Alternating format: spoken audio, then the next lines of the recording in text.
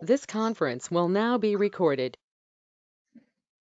अद्य मङ्गलवासरः अथवा बहुमवासरः पौषकृष्णत्रयोदशी दिनांक 9 फेब्रुवारी 2021 चरकसूत्रस्थान अध्याय 29 रोगाविसर हुए शंखं चक्रं जदल्पान् दधतामृतघटं चारुदौर्भिश्चतुर्भिः सूक्ष्मस्वच्छातिरुद्यां शुकपर्विलसन् मौलिमं भोजनेत्रं कालाम्भोदोज्ज्वलाङ्गं कटितटविलसच्चारुपीताम्बराढ्यं वन्दे धन्वन्तरिं तं निखिलगदवनप्रौढदावाग्निलीलम्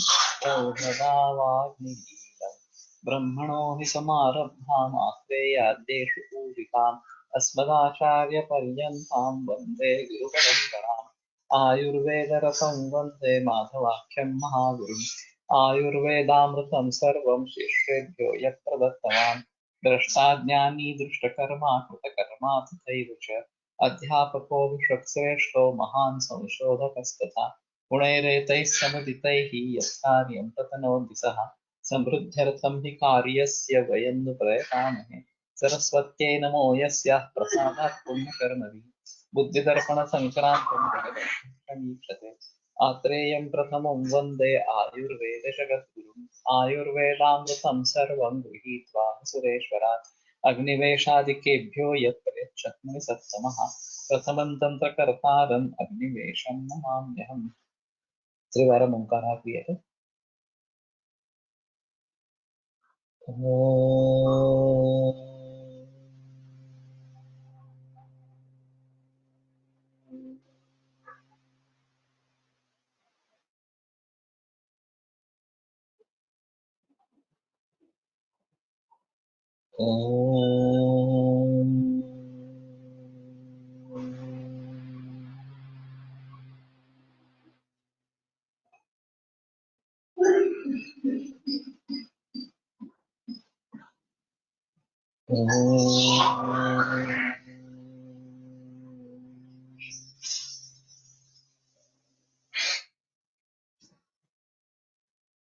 ओम शांति शांति शांति।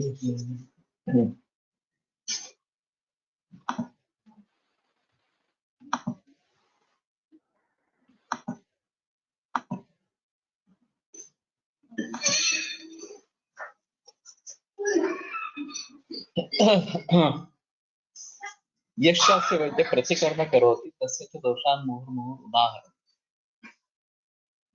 तो जो भी कोई व्यक्ति इसके विपरीत कुछ बताना चाहता है उसके बारे में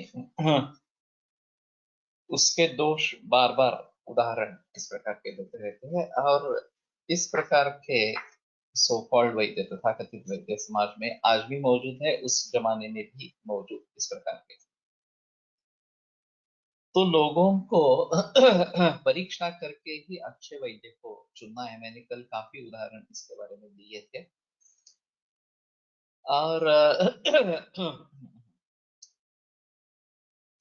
पैसों के लिए करने वाले ज्यादा होते हैं। एक सामाजिक कार्य इस हैसियत से भी करने वाले कुछ लोग होते हैं जो लोग ये इस प्रकार से पैसा लुटाना नहीं चाहते हैं, फिर भी उनकी जो क्रिया कर्म होते हैं, उनके जो कर्म होते हैं वो काफी नहीं होते। शिमोगा में अभी एक वैद्य है ट्रेडिशनल इसी प्रकार का, केवल कैंसर के लिए औषध देते हैं और 500 से लेकर 1500 2000 मरीज एक दिन में वो देखते हैं, यानी कि रिपोर्ट सिर्फ देखते हैं, मरीज भी आए नहीं तो भी चलता है। और वनस्पतियों का प्रयोग करके ये काढ़ा बनाने के लिए कहते हैं। इसमें एक अजीब चीज है कि 9 दिन का या 10 दिन का ऐसा कुछ काढ़ा देते हैं और वो सभी पहले दिन उबालना है और फिर एक दिन का ले लेना डोज और बाकी सब वैसे ही रखना। फ्रिज में लोग रखते हैं लेकिन फिर भी वो टिकता नहीं है बाद में इसमें फर्मेंटेशन की प्रोसेस शुरू हो जाती है। तो जो लोग मेरे पास आए हैं और कुछ लोगों को फायदा हुआ है, कुछ लोगों को नहीं हुआ है, ये अलग चीज रहेगी। लेकिन मैं कहता हूँ अगर तुम्हें ये लेना है तो कम से कम ऐसा मत करो, उससे 10 हिस्से बनाओ और फिर हर रोज एक ताजा काढ़ा बना के ले लो, वो ज्यादा बेहतर ऑप्शन है। इस प्रकार 9-10 दिन रखना ये बेकार है इस प्रकार से। और वैसे देखा जाए तो मरीज को देखते भी नहीं है, अगर मरीज जाता है देखते हैं, मालूम नहीं क्या करते हैं इस प्रकार से। लेकिन पैसे बहुत कम है, ये अहम चीज है। लेकिन इतनी बड़ी पैमाने पर, मात्रा पर ये अगर कर रहे हैं इस प्रकार का, इतने सारे मरीज पूरे देश भर से वहां आ रहे हैं। तो अगर कोई व्यक्ति वहां जुड़ जाए और सभी लोगों का परीक्षण करके हिस्ट्री लेके ऐसा कुछ, और फिर बाद में अगर वो आते रहते हैं फॉलोअप के लिए, तो किसको कितना सुधार हुआ, किस प्रकार का कैंसर हुआ, ये बात थोड़ी देखी जा सकती है। वैसे बीएस सेंटर जो है वाराणसी में शुरुआत हुई, और वो भी बम्बई में है और कलकत्ता में है, शायद मेरे ख्याल।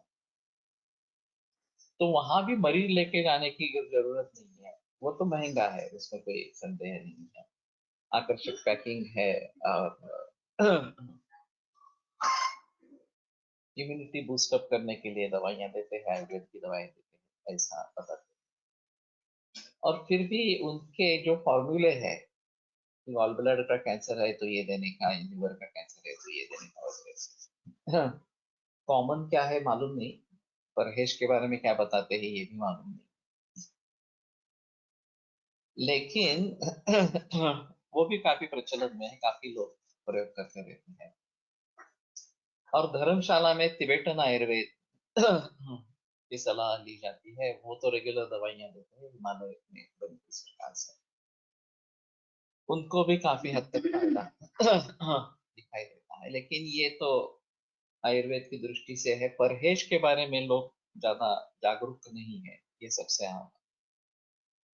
संक्षेप क्रियायोगो निदान परिवर्जन, तो निदान को टालना, खास करके अभी का जो अनाज, अभी का जो सब्जी दूध ये है, ये सब टालना, ये सलाह कोई नहीं देता।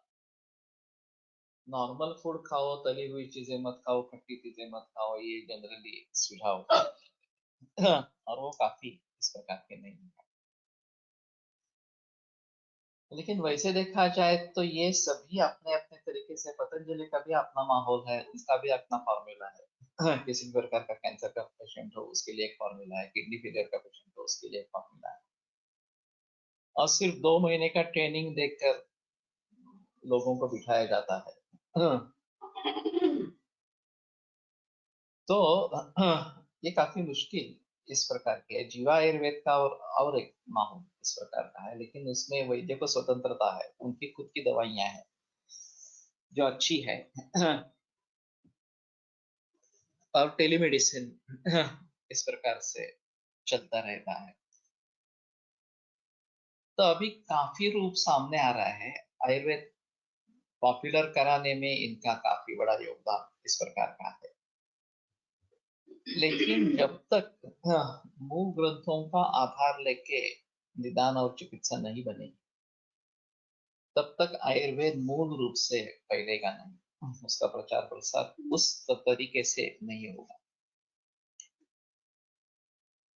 तो सबसे अहम बात यही है कि मूल ग्रंथों के आधार पर सीखने वाला, मूल ग्रंथों के आधार पर निदान चिकित्सा करने वाला, इस प्रकार का वैद्य निर्माण होना ये जरूरी है।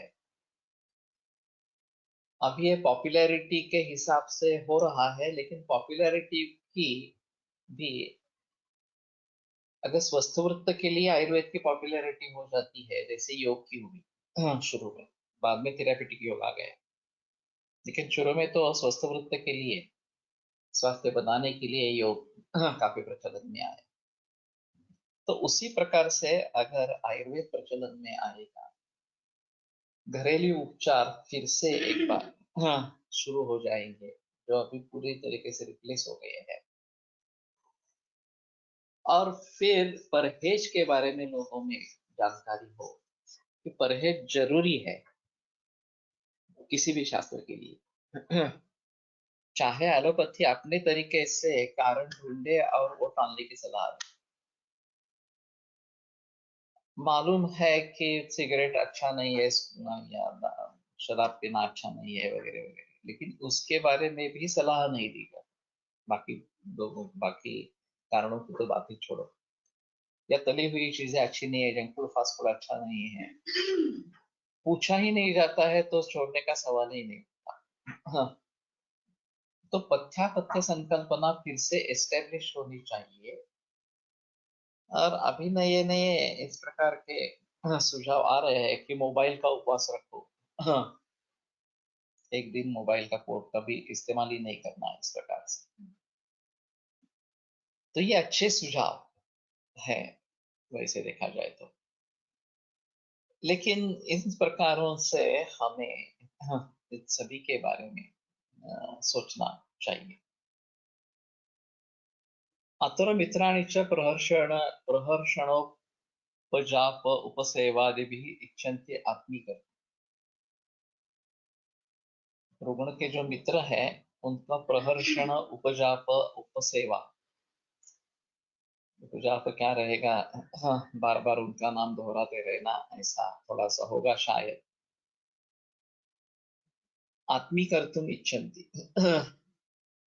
तो ये रुग्ण नहीं तो उनके जो मित्र है रुग्ण के, वो अगर वश में आ जाए तो वो उसको कहेंगे अरे इस वैद्य की चिकित्सा ले लो, इस प्रकार से। और किसी न किसी तरीके से चिकित्सा का मौका मिले और पैसे प्राप्त हो जाए, यही इच्छा वहां पे रहती है। हाँ, स्वल्पेच्युतां च आत्मना ख्यापयन्ति। मुझे कुछ ज्यादा नहीं चाहिए, मैं बहुत ही थोड़ा लेने की कोशिश करता हूँ, ये बार बार बताते रहते हैं कि देखो तुम्हारा दूसरा कोई है, ये वो बहुत ज्यादा पैसे ले रहा है, तो मैं तो बहुत कम पैसों में तुम्हारा काम कर दूंगा, तुम्हें चिकित्सा दे दूंगा। कर्म च आसाद्य मुहुर्मुहुर् अवलोकयन्ति दाक्षिण अज्ञानम आत्मना प्रच्छादयितु कामाः। और जब कर्म प्राप्त होता है तो दाक्षिण अज्ञानम आत्मना प्रच्छादयितु कामाः, बहुत ही दक्ष रहकर अपना जो अज्ञान है वो छिपाते हुए, वह छुपाने की इच्छा करते हुए मुहुर्मुहु अवलोकयेत्, उसने अगर वास्तव में कुछ कर्म देखा नहीं है, किया नहीं है, तो वो उलझन में आ सकता है कि कैसे कर्म करे, क्या करेंगे, लेकिन बताएंगे नहीं कि मुझे कर्म के बारे में पता नहीं। और थोड़ा देख देख कर हाँ कर्म करते रहेंगे इस प्रकार से। तो ये संशयास्पद हो सकता है, आगे जाकर कुछ तकलीफ इस प्रकार की हो सकती है।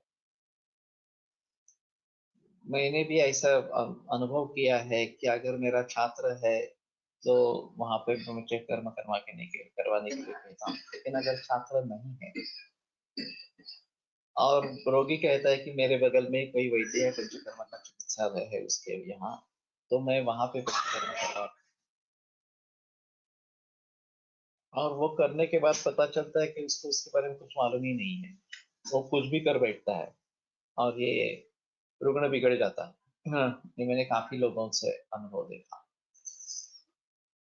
तो अभी मैं सुझाव देता हूँ, नहीं आप पुणे में आकर रहो, यहाँ पे करेंगे, नहीं तो मेरा अगर छात्र है वहां पे जाकर करो, वो ठीक है, लेकिन किसी अनजाने वैद्य के बारे में मैं रिस्क उठाना नहीं चाहता कि जाकर करो पंचकर्मा, जो वास्तव पंचकर्मा है वो करो, इस प्रकार से। हाँ,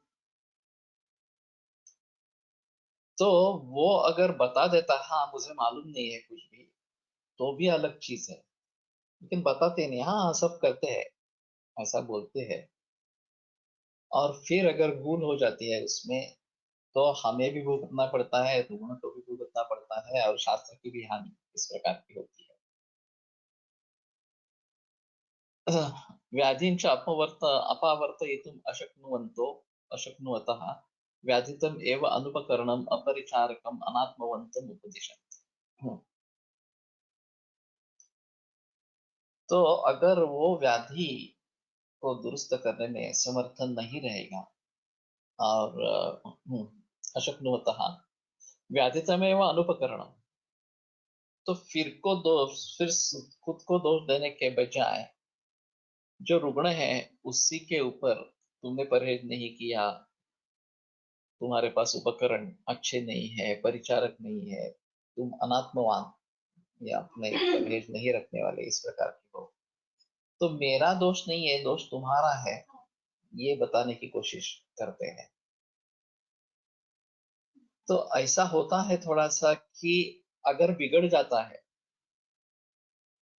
तो उसका कारण क्या है, ये सभी अपने को कारण नहीं मानने के लिए तैयार नहीं होते और दूसरों का ही दोष है ये दिखाने में तत्पर इस प्रकार के लोग। बहुत ही कम वैद्य इस प्रकार के होंगे, हाँ मैंने बहुत सारी कोशिश की फिर भी मुझे ये नहीं हुआ, मुझसे ये नहीं हुआ, इस प्रकार से प्रामाणिकता से अगर कहेंगे तो उसका इम्पैक्ट ज्यादा अच्छा होता है। एक एंकल जॉइंट के यहाँ नाड़ीवरण था हड्डियों में, और 9-10 बरस वो आदमी बहुत सारे डॉक्टर्स वैद्य को देख चुका था, 3 बार स्क्रैपिंग ऑपरेशन किया गया था और वो जख्म नहीं भर रही थी। ये बीच बीच में अगन अगन इरप्ट होती थी, एंटीबायोटिक देते थे, वैद्यों की भी दवा चलती थी, कुछ फायदा नहीं हुआ। वो फणसलकर जी के यहाँ आई। तो फणसलकर जी ने कहा कि मैं अभी नहीं बता सकता, मुझे 2 दिन चाहिए और फिर मैं सलाह दे दूंगा। तो उसने कहा ठीक है। 2 दिन के बाद फणसलकर जी ने बताया कि मुझे नहीं लगता ये ठीक होगी जख्म, या ऐसा ही आपको भुगतना पड़ेगा। अब ये सुनने के बाद मरीज की रिएक्शन कुछ अजीब थी। तो वो बोले कि मैं पहली बार इस प्रकार का वैद्य देख रहा हूँ कि जिसने स्पष्ट रूप से मुझे ये बताया कि ये नहीं ठीक होने वाला। सभी लोग बोलते रहे कि हाँ ये ठीक होगा, ये दवाइयां करेंगे, वो करेंगे, ऑपरेशन करेंगे, वगैरह वगैरह, और हुआ किसी से भी नहीं, सभी जाने माने इस प्रकार के लोग हैं।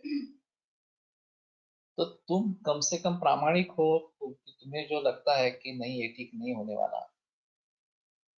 मुझे ये बात अगर 9-10 बरस पहले पता होती तो मैं एम्पुटेशन कर देता एंकल के नीचे, और ये सब खर्चा और ये सब जो भुगतना पड़ा मुझे इतने बरस तक, वो मुझे भुगतना नहीं पड़ता।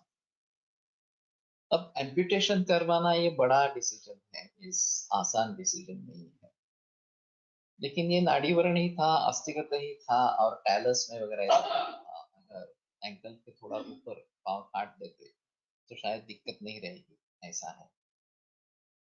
और उस समय रुग्ण की उम्र भी करीबन 59-60 इस प्रकार की थी। मुझे मालूम नहीं उन्होंने क्या किया, एम्पुटेशन रियली किया नहीं किया। लेकिन फणसलकर जी के इस प्रकार के कहने के बावजूद कि मुझे नहीं लगता ये ठीक होगा इस प्रकार से, वो उनकी प्रामाणिकता से खुश हो गए। तो अभी फिलहाल ऐसा होता है कि सोरियासिस के मरीज रहते हैं, एक आयुर्वेद विद्या में, आयुर्वेद पत्रिका में किसी एक वैद्य ने अनुभव दिया था कि सोरियासिस था, ठीक नहीं हो रहा था, एक एलोपैथी के डॉक्टर्स के बाद दूसरे, दूसरे के बाद तीसरे, ऐसे स्किन स्पेशलिस्ट के पास चलता रहा। स्टेरॉइड दी गई, कुछ हद तक थोड़ा रिलीफ मिला, फिर से बढ़ गया, ऐसा 2-3 बार हुआ। तो तीसरे स्किन स्पेशलिस्ट को उसने बताया कि अभी मैं तंग आ चुका हूँ एलोपैथी से, तो मैं आयुर्वेद करना चाहता हूँ। वो सुनते ही उस स्किन स्पेशलिस्ट ने बता दिया ये जेनेटिक डिसऑर्डर है, ये ठीक नहीं होती, तुम किसी के भी पास जाओ, लेकिन ये ठीक नहीं होती इस प्रकार से। अगर स्किन स्पेशलिस्ट को पता है ये ठीक नहीं होने वाली चीज, इस प्रकार का एलोपैथी में तो होने ही वाली नहीं है इस प्रकार से। तो पहले से लेकर तीसरे स्किन स्पेशलिस्ट ने बताया क्यों नहीं? वो अपना पैसा नहीं छोड़ना चाहते हैं। अभी मेरे पास मेरे आया है, मैं कुछ कर लूंगा, मुझे पैसे मिल जाएंगे, मालूम है कि ये ठीक नहीं होने वाला, फिर आगे का आगे देखा जाएगा, दूसरे किसी पास जाएगा वगैरह। फिर उस वैद्य की ट्रीटमेंट से उसको काफी राहत इस प्रकार की मिल गई। अभी जब मेरे पास मरीज आता है तो मैं कहता हूँ कि कुछ लोग ऐसे हैं जो 100% ठीक हुए हैं। एलोपैथी तो मानते नहीं है ठीक होते हैं ऐसा करते हैं, लेकिन 100% ठीक हुए मैंने भी देखे। लेकिन अगर 1-2% इतना ही सोरियासिस रह गया तो कोई दिक्कत वाली बात नहीं है, आसानी से याप्य कैटेगरी में डाल के उसको सहन कर सकते हैं, उसके साथ जी सकते हैं। हाँ, और ऐसा काफी लोगों में होता। तो हमारे लिए एक बड़ी चुनौती है सोरियासिस, वैसे भी ऑटोइम्यून डिसऑर्डर, जेनेटिक डिसऑर्डर वगैरह सब होने के बावजूद परहेज काफी करना पड़ता है, पंचकर्म सभी करने पड़ते हैं, तभी रिजल्ट्स आते हैं।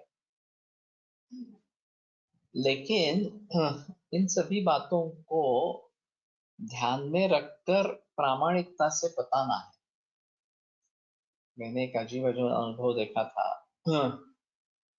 हमने वो hill-world.com ये वेबसाइट लॉन्च की थी, और उसमें एक मेंबरशिप थी, एक वैद्यों के लिए और रोगियों के लिए।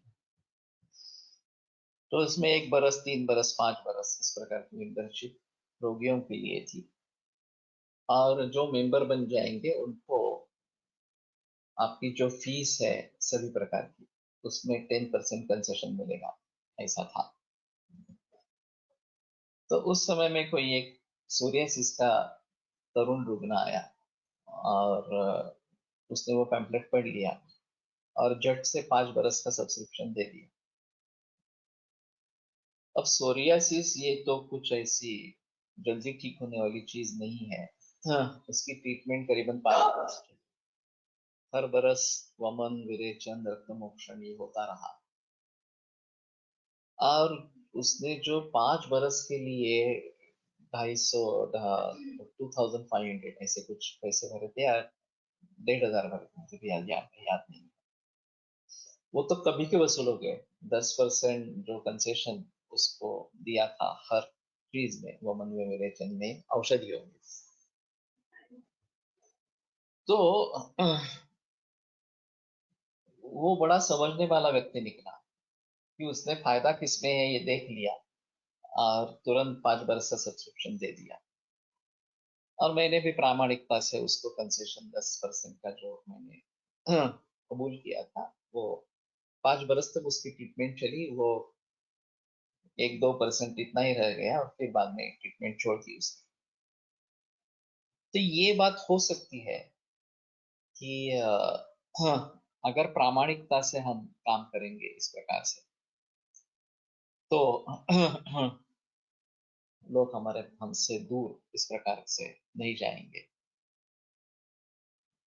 तो अगर मेरा कसूर नहीं है, तुम्हारा ही कसूर है, उपकरण नहीं है, परिचारक अच्छे नहीं है, तुम परहेज नहीं रखते हो, इसलिए ये ठीक नहीं हुआ।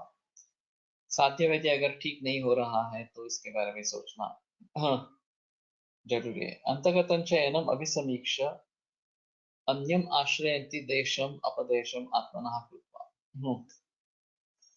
तो अगर अंतिम अवस्था में पहुंच जाता है तो अन्यम आश्रयन्ति देशम, तो दूसरे देश में चले जाते हैं जो दुष्कृति इस प्रकार का। अपदेशम आत्मनः कृत्वा, तो ये अपदेश आपने लिए है ऐसा करके, तो मेरे लिए ये देश अच्छा नहीं है वगैरह वगैरह इस प्रकार से कुछ टीकाकरण में देखते हैं क्या किया है इस प्रकार से। तो जब ऐसी नौबत आती है कि बचने के चांसेस भी नहीं है, मृत्यु होने वाली है, तो फिर दूसरे गांव, दूसरे शहर इस प्रकार के निकल जाना। प्राकृत जन संधिपाते च आत्मना कौशलम अकुशलम अकुशलवत वर्णयन्ति।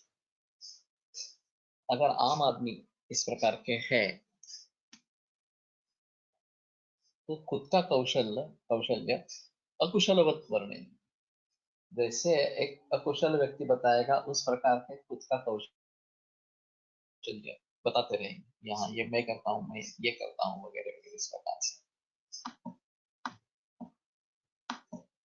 अधीरवच्च धैर्यम अपवदन्ति धीराणाम।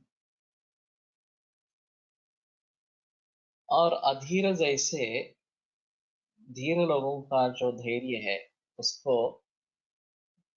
गालियां देते हैं, उसके बारे में बुरा इस प्रकार का बोलते हैं, वगैरह वगैरह। इसके बारे में भी थोड़ा देखना पड़ेगा, कुछ टीका करने किया है।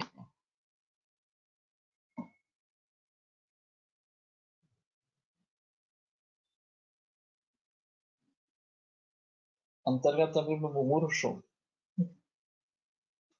अपदेशम व्याजम।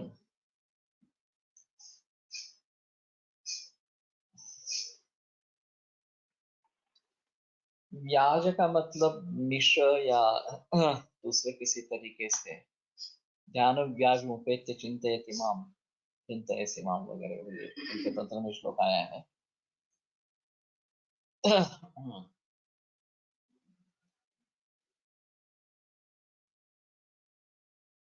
अधीरवच्च इति उच्चाटरवाः सन्तः। सो बड़े बड़े या बहुत ऊंचे स्वर में अधीरवच्च धैर्यम अपवदन्ति धीराणाम, इसके बारे में तो कुछ लिखा ही नहीं है, धैर्यम अपवदन्ति धीराणाम। और उसका संदर्भ क्या रहेगा ये भी थोड़ा देखना पड़ेगा।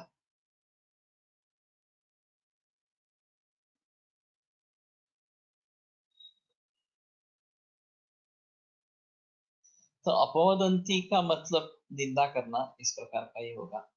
धैर्यशाली जो लोग हैं उनके धैर्य की निंदा करेंगे। अधीर जैसे विद्वज्जन सन्निपातं च अभिसमीक्ष्य प्रतिभयमिव कांतारम अध्वगाः परिहरन्ति दूरात्।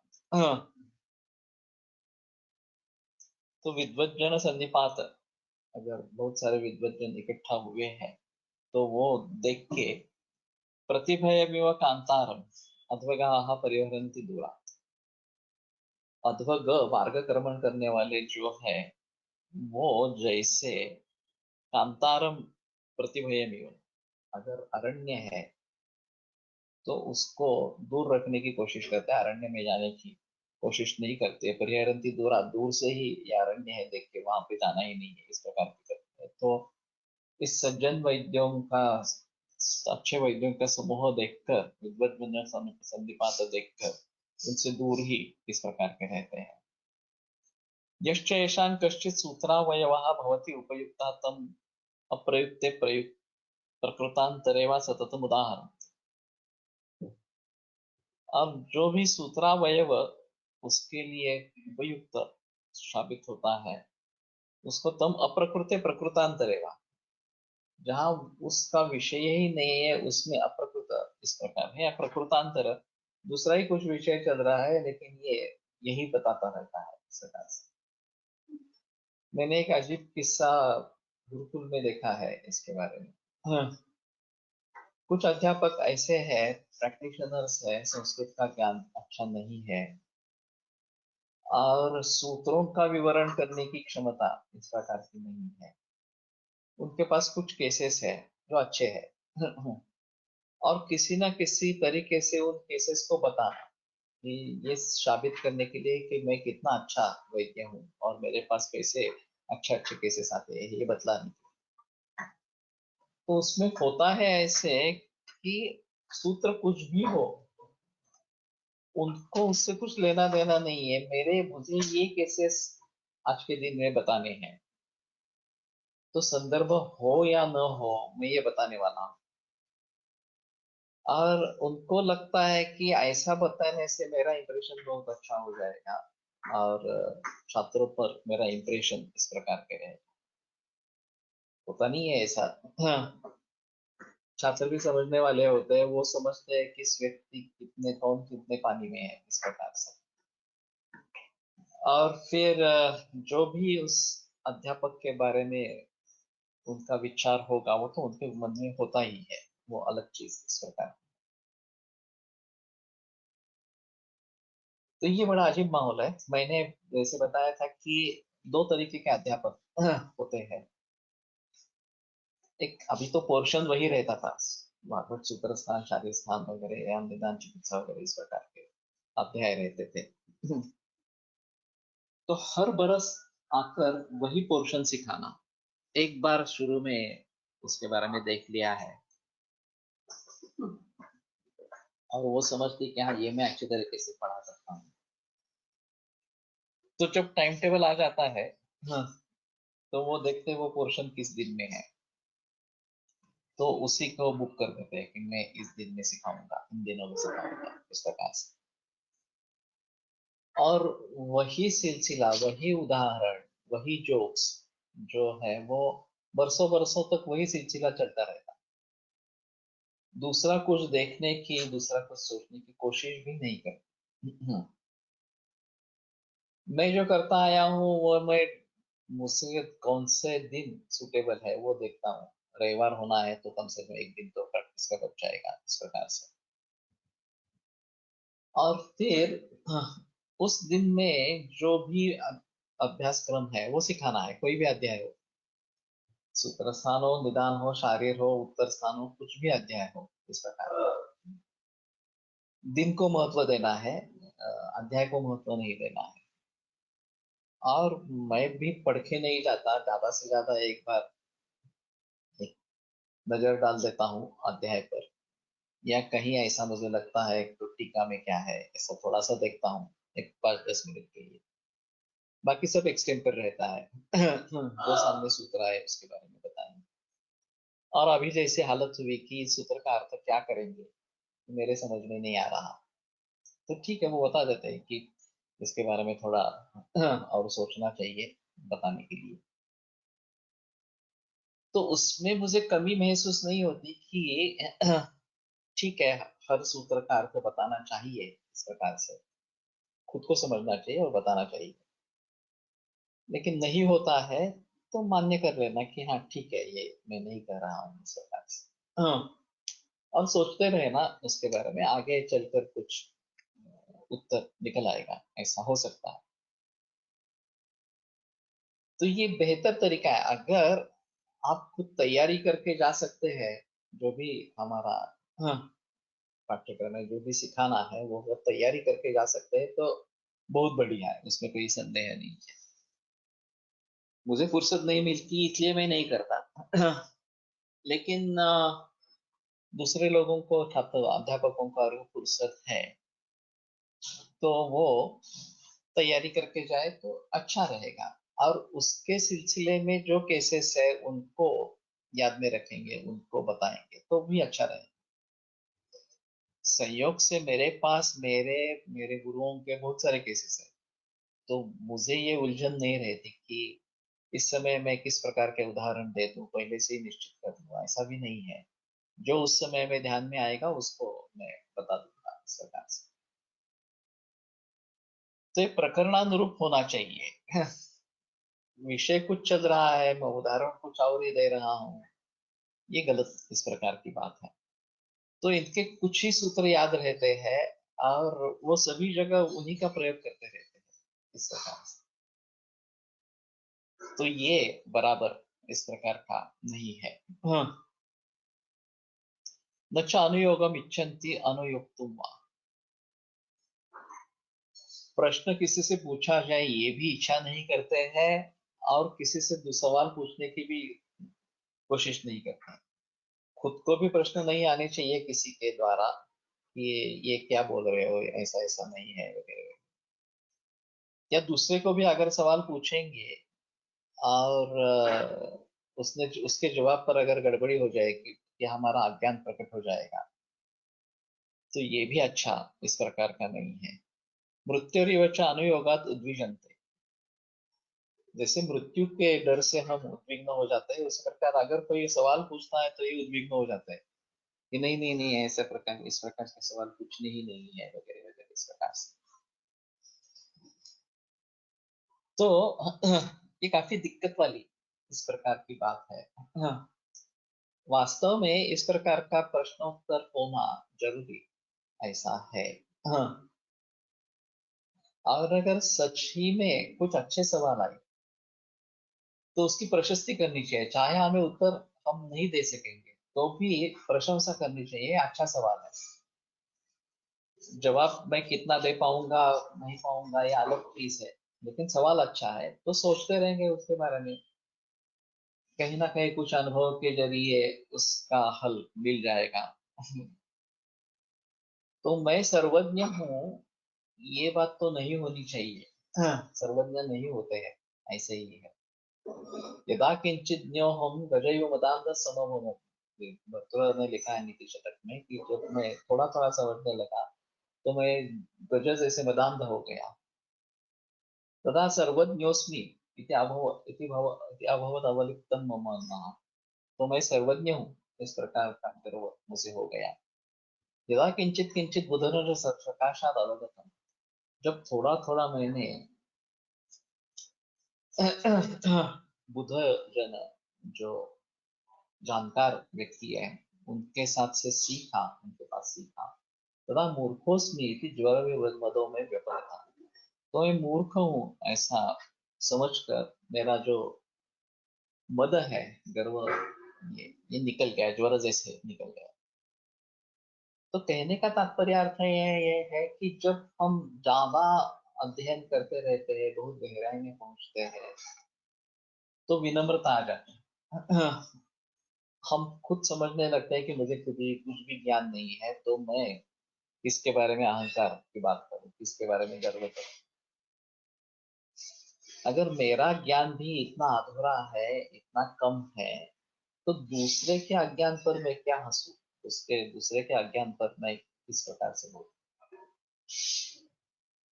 तो कृष्णो ही लोगों बुद्धिमता आचार्य शत्रुश्च बुद्धिमता, बुद्धिमान व्यक्ति के लिए सभी जगत जो है, संपूर्ण लोग जो है वो गुरु है। हर सभी से सीखना है, बच्चा है तो भी उससे सीखना है उस प्रकार से। और मैंने क्या सीखा ये बात ध्यान में रखनी चाहिए, उसके लिए प्रयास करते रहना चाहिए। नानल सर ने एक अनुभव बताया था कि कोई 8 बरस का लड़का जर्मनी में आया, किसी विदेश में, उन्होंने उसको पूछा कि what is the name of your father. तो 8 बरस के बच्चे ने जवाब दिया, यू मीन बायोलॉजिकल फादर और the one with whom my mother lives now। अब ये चौंका देने वाली बात है हमारे लिए। इतने डिवोर्सेस होते रहते हैं, इतनी पार्टनरशिप ब्रेक हो जाती है, किसी के पार्टनरशिप के दौरान बच्चा हो जाता है और फिर वो पार्टनरशिप टिकती नहीं है, दूसरी पार्टनरशिप शुरू हो जाती है। तो बायोलॉजिकल फादर अलग अलग होते हैं, एक ही होता है, अलग होता है, और फिजिकल फादर कोई और होता है इस प्रकार से। तो ये विदेशों की संस्कृति पर प्रकाश डालने वाली इस प्रकार की चीज है। तो इससे भी मुझे सीखना है, हाँ इस प्रकार का प्रचलन यहाँ पे है, ये मालूम होना जरूरी है इस प्रकार का। जब हम उस कल्चर के बारे में सोचेंगे, जब हम उस कल्चर का रोगों से क्या संबंध है इसके बारे में सोचेंगे, तो हमें एक जानकारी होगी कि बायोलॉजिकल फादर अलग ही होगा, वो अभी कहाँ है मालूम नहीं है इस प्रकार से। तो एक अलग चीज इस प्रकार की हो जाती है। तो कहने का तात्पर्य आता है कि सभी बातों से हमें सीखना है, जो भी प्रसंग हो उस प्रसंग से हमें सीखना है, सीखते रहना है। और आपकी उम्र कितनी भी हो फिर भी आप सीखते रहेंगे, तो ये नौबत नहीं आती इस प्रकार की कि प्रश्नों से हम उद्विग्न इस प्रकार के नहीं होंगे। न च येषाम् आचार्यः शिष्याः स ब्रह्मचारी वैवादिको वा कश्चित् प्रज्ञावतः प्रज्ञायतः इति।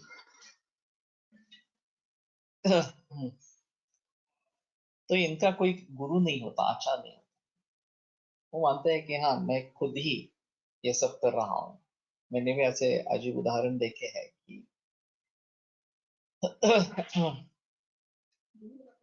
किससे सीखा, नहीं नहीं, मैंने अपने आप सीख लिया इस प्रकार से। वैसे आयुर्वेद की प्रैक्टिस बिल्कुल आसान नहीं है। और अभी जो भी आयुर्वेदिक प्रैक्टिशनर्स है उनके कोई ना कोई गुरु है, आचार्य।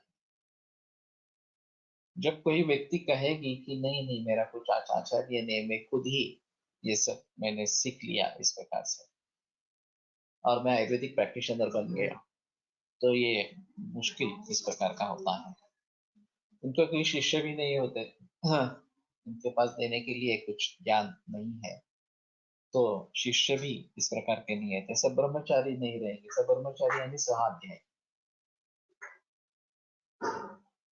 तो कोई व्यक्ति दूसरे तीसरे बरस में सीख रहा है तो उसके साथ ही होते हैं, मालूम होता है कि हाँ ये सब हमारा फ्रेंड सर्कल है इस प्रकार के। उनके बारे में पूछेंगे तो वो बताएंगे हाँ ये मेरे से ही साथ है इस प्रकार के।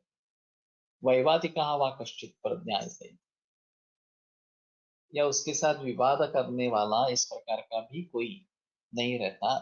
प्रज्ञायते इति न ज्ञायते, उसके बारे में समझ भी नहीं आता, मालूम नहीं पड़ता। हाँ, तो ये भी थोड़ा अजीब है कि ये इनका ना कोई आचार्य है, ना कोई शिष्य है, ना कोई उनके साथ ये है, ना ही कोई उसके साथ बात करने वाला वगैरह इस प्रकार का।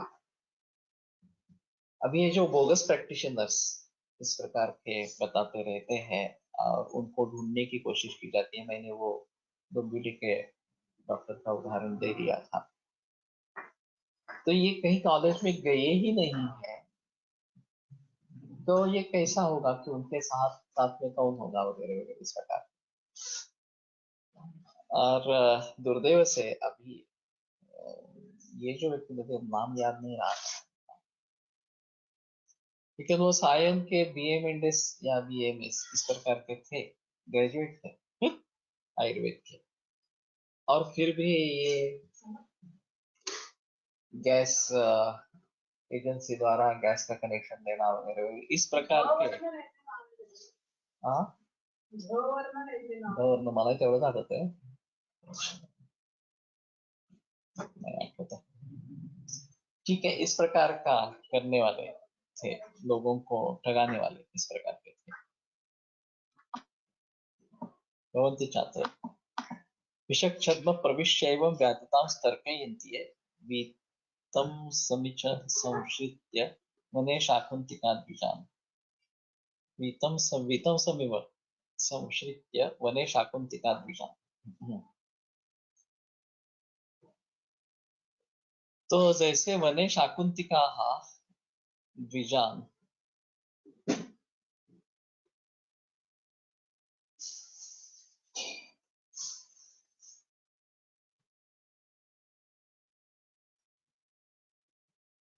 शाकुंतिक फांसे पार दी, जो पंछियों की शिकार करते हैं, द्विजान वीतम से वे संश्रित्य, ये जो जाल फैला जाता है और उसमें कुछ दाने रखे जाते हैं ताकि ये पंछी उसमें अटक जाते हैं, उस प्रकार व्याधिता ये तर्कयन्ति प्रविश्य एवं व्याधिता तर्कयन्ति।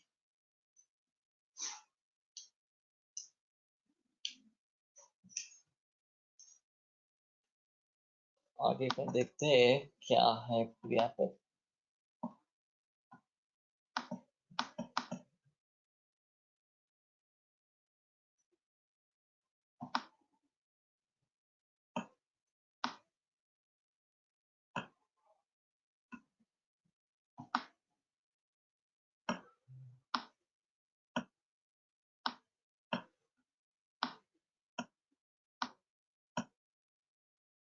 श्रुतदृष्ट क्रिया काल मात्रा ज्ञान बहिष्कृता वर्जिन्या हिते मृत्यो चरन्ते अनुचरा भूमि।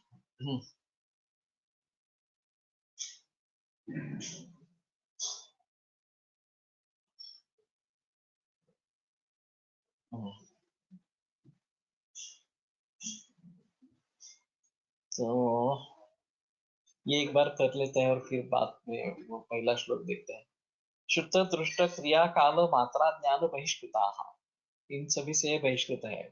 इनके पास श्रुत नहीं है, दृष्ट नहीं है, क्रिया नहीं है, काल नहीं है, मात्रा नहीं है, ज्ञान नहीं है, कुछ भी नहीं है। इसके बहिष्कृत वर्जनीय आहे ते मृत्यो चरंत्य अनुचरा हुई।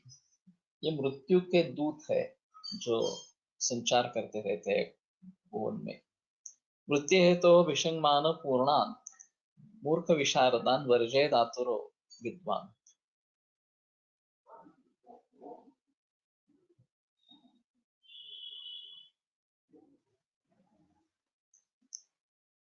मान पूर्णान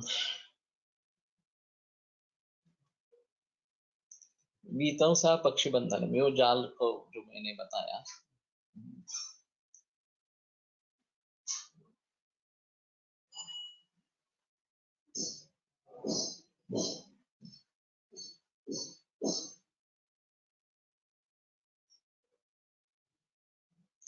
तो विद्वान आतुर जो है, वो समझने वाला जो रुग्ण है, वो वृत्ति है तो हो, अपने वृत्ति के लिए, अपने जीवन के लिए इन मूर्ख विशारद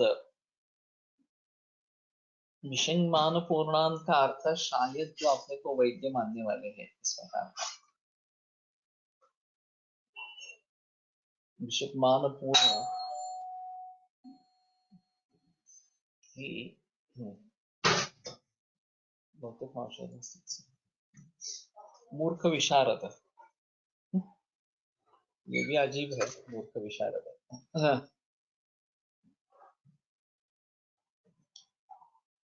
ये दोनों परस्पर विरोधी शब्द हैं, मूर्ख और विशारद। थोड़ा विशारद में कौशल्य है और दूसरों को ठगाने का कौशल्य है, लेकिन मूर्ख है, इस प्रकार से ये जरा अजीब है।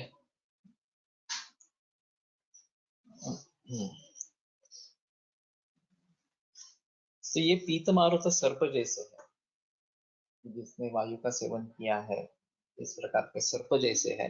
लेकिन पीत मारुत क्या होता है मालूम नहीं, पीत मारुत होने से सर्प ज्यादा जहरीले बन जाते हैं क्या? ये थोड़ा देखना पड़ेगा। तो ये पीत मारुत, हाँ, सर्पाहा, पीत मारुताहा सर्पाहा, फिर भी इसका अर्थ भली भांति नहीं हो रहा। तो विद्वान आतुर को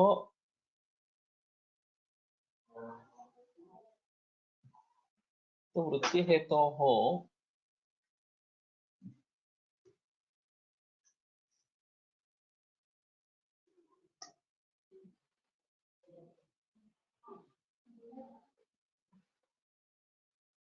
ये पंचमी षष्ठी लेकर, पंचमी लेकर वृत्ति है तो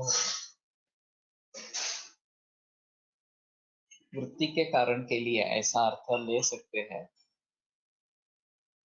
विषण मान पूर्णान मूर्ख विशारदान वर्ष, विषक मान पूर्ण इस प्रकार के मूर्ख विशारद, इनको छोड़े। फिर भी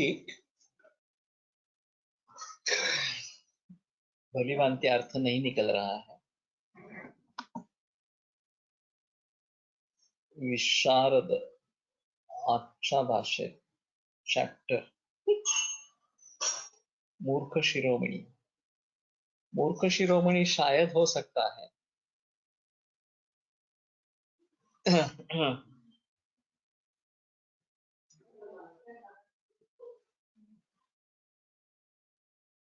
मूर्खों में अग्रगण्य, अपनी आजीविका हेतु चिकित्सा कार्य करने वाले अभिमानी, सर्पवत क्रोधी ऐसे मूर्ख चिकित्सक। तो वृत्ति है तो हो, ये रुग्ण के लिए है या वैद्य के लिए है? तो मैंने वैद्य के रुग्ण के हिसाब से बताया था।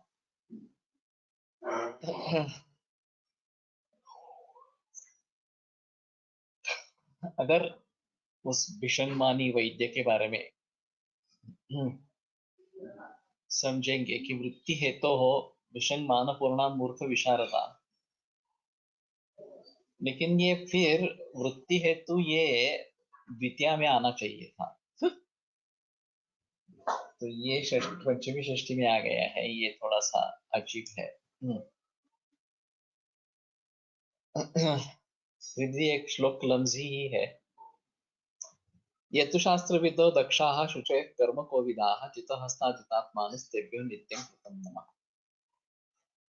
जो शास्त्र जानने वाले हैं, दक्ष है, शुचि है, पवित्र है, कर्म कोविद, कर्म जानने वाले हैं, जितहस्त है, जितात्मा, तेभ्यो नित्यं कृतं नमः, उनको नित्य मेरा प्रणाम, इस प्रकार का। तो उन्हीं प्रकार के वैद्यों का सेवन करना चाहिए, और जो इस प्रकार के जो रोगाभिसर वैद्य है उनके पास नहीं जाना है, उनके पास चिकित्सा नहीं करवानी है। अब ये बहुधा चिकित्सा करने के बाद ही पता चलता है कि ये वैद्य अच्छा नहीं था, डॉक्टर अच्छा नहीं था, इस प्रकार से। अब तब तक काफी हानि हो चुकी है। अच्छी सलाह शुरू से ही मिले तो बेहतर इस प्रकार का रहेगा। और मुझे भी लगता है कि अच्छा वैद्य, अच्छा डॉक्टर मिल पाना ये भाग्य से ही होता है। अगर आपका भाग्य अच्छा है तो ही शायद ये बात हो सकती है कि आपको अच्छा डॉक्टर, अच्छा वैद्य मिले जो योग्य सलाह दे और आपको राह पे रखे। और आपको भी सभी जगह संशय नहीं रखना है और सभी जगह विश्वास नहीं रखना। तो जो वाग्भट में जो बताए हैं न च विश्रद्धा, इस प्रकार के, तो सभी जगह अगर संशय रखेंगे तो भी मुसीबत आएगी, और किसी के फिर विश्वास नहीं रखेंगे तो भी मुसीबत आएगी। विषक छद्म प्रविश्य एवं व्याधितां तर्कयन्ति ये।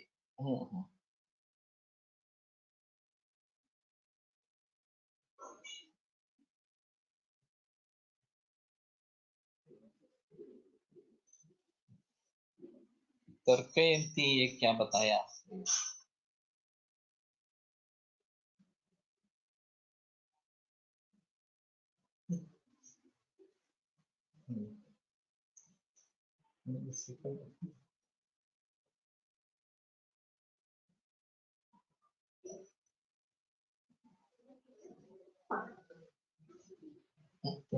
तो व्याधित के बारे में जब तर्क करते रहते हैं कि क्या होगा, इस प्रकार का विषक छद्म जो वास्तव में वैद्य नहीं है, वैद्यों के जैसे बर्ताव कर रहे हैं, मेरी चिकित्सा से आपका व्याधि ठीक हो जाएगा, ऐसा कुतूहल रोगी के हृदय में उत्पन्न कराना। ठीक है, व्याधिताम ये फिर से द्वितीय बहुवचन बहुवचन है।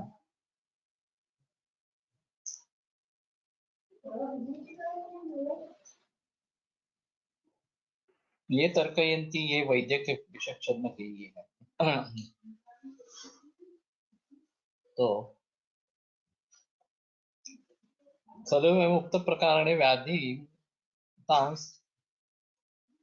तर्कयन्ति यथा शाकुनिका पक्षिघातिनो व्याधा वने वीतंसं पक्षिबंधन वारण जाल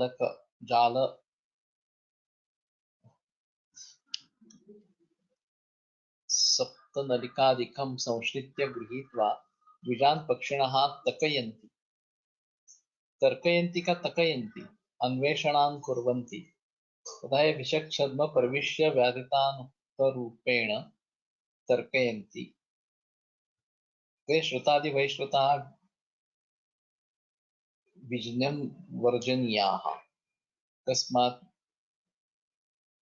यनः श्रुतादि वैश्रुताः श्रुतादि बहिष्कृताः। गंगाधर।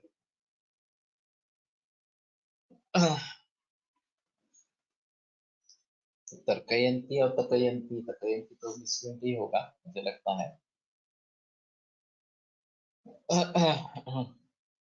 इसका गोलमाल अर्थ तो समझ में आ रहा है, वो अलग चीज है। लेकिन इस प्रकार का जाल फैला के बैठता है शाकुन, जो है शाकुंतल, याद है। और फिर पंछी आएंगे, इसमें अटक जाएंगे, ऐसी प्रकार की प्रतीक्षा करता रहता है।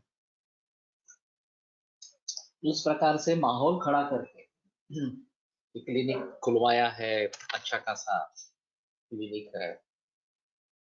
और बस इस जाल में अब पंछी आने वाले हैं और मैं उनको पकड़ लूंगा, खा लूंगा, इस प्रकार से। तो ये व्याधिताओं के बारे में तर्क करते रहते हैं कि हाँ, ये डायबिटीज से मरी जाएंगे, कैंसर के मरी जाएंगे, ये होगा, ये वो होगा, वगैरह वगैरह इस प्रकार से। तो इस प्रकार का माहौल वो खड़ा करेंगे और सोचते रहेंगे कि हाँ, अब मुझे मरीज मिलने वाले हैं और मुझे पैसे मिलने वाले हैं। जैसे एक व्याध इसके बारे में सोचता रहता है और जाल फैला के बैठता है कि अभी पंछी आ जाएंगे इसमें, इस प्रकार के। तो ये शायद थोड़ा अर्थ गोलमाल ही सही, लेकिन कर सकते हैं। तो ठीक है, अभी यहीं पे रुकते हैं। कल तो लेक्चर होगा, कल चतुर्दशी है, परसों अमावस्या है, तो कल के बाद शुक्रवार को लेक्चर होगा। हाँ हाँ। त्रिंशोऽध्यायः अर्थे दशमामूल्य अध्यामूल्यम् अध्याय व्याख्यासः। अंतिम चरण श्लोक है। तत्र श्लोका दश प्राणायतनिके श्लोकस्थानार्थ संग्रह विविधा विशेष श्लोका प्राणस्य आयतनानि च, ये सब इस अध्याय में बताया गया। त्रिंशोऽध्याय अथा तो दर्शे अर्थे दश महामूल्यम् अध्याय व्याख्यास्यामः इति स्मः भगवान् अत्रयः। अर्थे दश महामूला समासत्ता महाफलाः मोक्षार्थश्च बुधयं पर्याये रुच्यते बुधैः।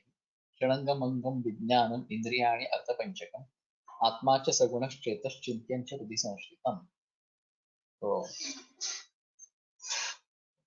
कल इसके बारे में शुरुआत करेंगे। और ये जो श्लोक रहा व्याधिताओं स्तर पे इनकी, उसके बारे में मैं थोड़ा सा विचार करूंगा। तो यहीं पे आयुर्वेद प्रकांडो निगदितैः हि शल्यतंत्र प्रधानः शिष्येभ्यः शाश्वतोऽयं निखिलजनः व्याप्तचित्तेन येन आयुर्वेदस्य वाञ्छन् पुनरपि तां च सुष्ठुः प्रतिष्ठां श्रेष्ठं धन्वन्तरिं तं प्रणमति च सदा वैद्यवर्गो हि नूनम्, वैद्यवर्गो हि नूनम्। ॐ